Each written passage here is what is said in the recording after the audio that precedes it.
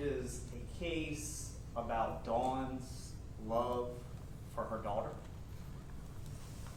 but it's also a case about a community and a state and a nation that have watched in jaw-dropping agony and in hopeful admiration over the course of the last 16 years as Dawn has fought for justice for her daughter.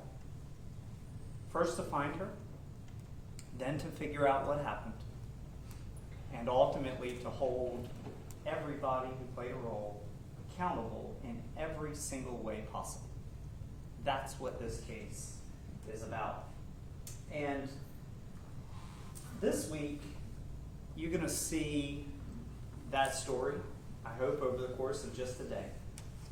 The good news is that over the course of the last 16 years, although there have been mountains of evidence collected and video captured, testimony taken, witnesses identified, we have worked extremely hard to distill that down into what we hope will be a trial of mere hours.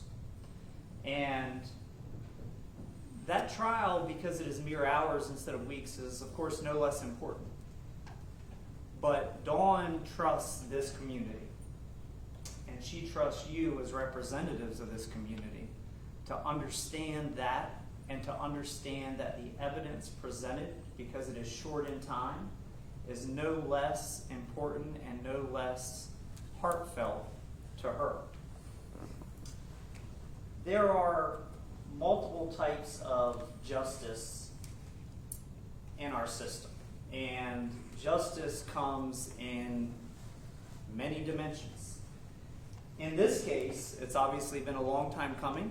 It's been a long road to get to this point, and it's our job to present Dawn's case, and at the end of the case, your job to deliver that long overdue justice for what she has been through.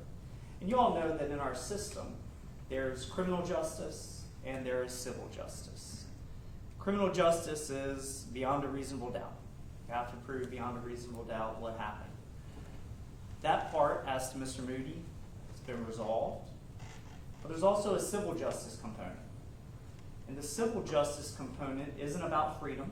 That's what criminal justice is about. But it's about the finances. It's a statement in this community about whether or not somebody is allowed to commit a crime and then keep everything that they have or not. It's as simple as that. And in this particular case, you know, a lot of times lawyers get up here and they say, well, this case is about closure. This isn't a case about closure. There's no closure in a case like this. At best, it's one more step towards resolution. It's one more step towards holding every single person accountable in every single way for what happened to Dawn. And it was her commitment at the beginning of this to do that. So that's what we're going to do.